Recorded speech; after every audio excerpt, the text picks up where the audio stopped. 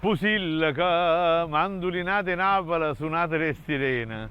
Che mi hai portato a fare un coppo Pusilla, che se non muovo più bene, l'addio di Libero Bovio. No, a voi vi voglio bene, assolutamente. Oggi siamo a Posillipo, la strada che si apre con un palazzo maestoso, un palazzo enorme, gigantesco, il Palazzo Donn'Anna, uno dei palazzi dei più grandi misteri della storia napoletana. Sembra un palazzo dell'antica Roma, un palazzo diroccato, un vecchio tempio di Ruta, una cosa scassata, e tant'è vero che naturalmente qui a Posillipo di reperti romani certo non ne mancano. Considerate che questo era il luogo di villeggiatura degli antichi patrizi romani, era la pausa dal dolore, Pausilipon, ecco perché si chiama Pusillaca.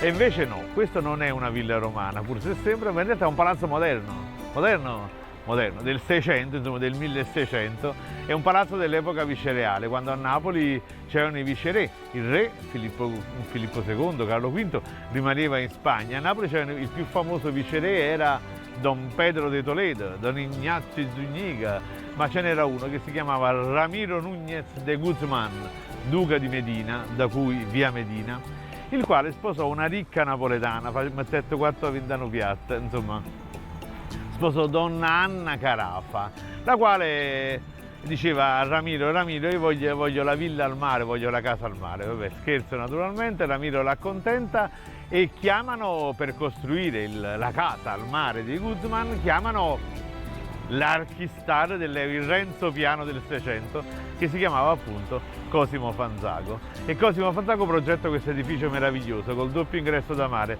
con un ingresso da terra. Allora non c'era ancora via Posillipo, ma c'era un viottolo, e via Posillipo sarà fatta da Gioacchino Murat nell'800. Oggi l'inquilino più famoso del Palazzo Donn'Anna è Dries Mertens col suo figlio Ciro, insomma, sì, ha avuto la fortuna di comprare una casa dentro Palazzo Donn'Anna.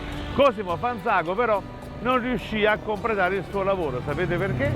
Perché la nostra Donn'Anna Carafa ci lascia prematuramente.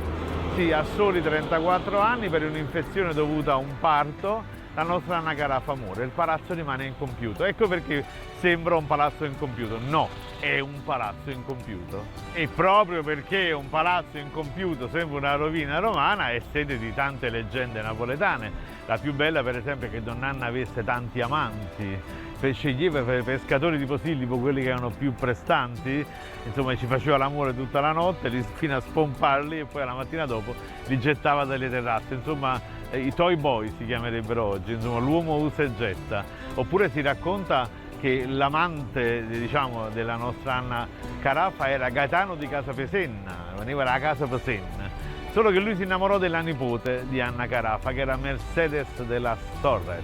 Ovviamente la gelosia di Anna fu feroce, fece ammazzare Mercedes, la nipote, anzi si dice che la murò viva all'interno di una stanza del paese, quindi sta ancora là, ma lui, innamorato di Mercedes, il nostro Gaetano di Casapesenna, deluso dall'amore, si getta dalle terrazze e raggiunge lei al paradiso. Beh, insomma, signori miei, qua le storie e le leggende sono veramente tantissime, e ogni notte di luna piena pare che su quelle terrazze le anime dei due amanti, i fantasmi dei due amanti, spiriti, spardilli, fantasmi e fantasmini, vagano a tutta forza insieme allo spirito, all'anima di Donna Anna Carafa, che li va ancora succutando. Spesso la figura di Anna Carafa poi si sovrappone a una figura di un altro personaggio storico, si confonde, che era quello della regina Giovanna, che pure lei, insomma, la sua vita è ammantata di leggende, perché anche lei viene accreditata di essere una donna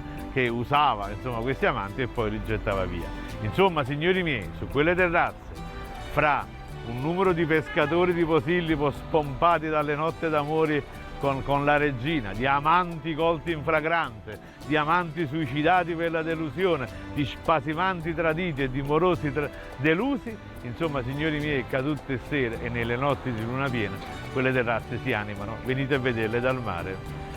Che mi hai portato a fare un coppo Pusillaca, se non muovo più bene?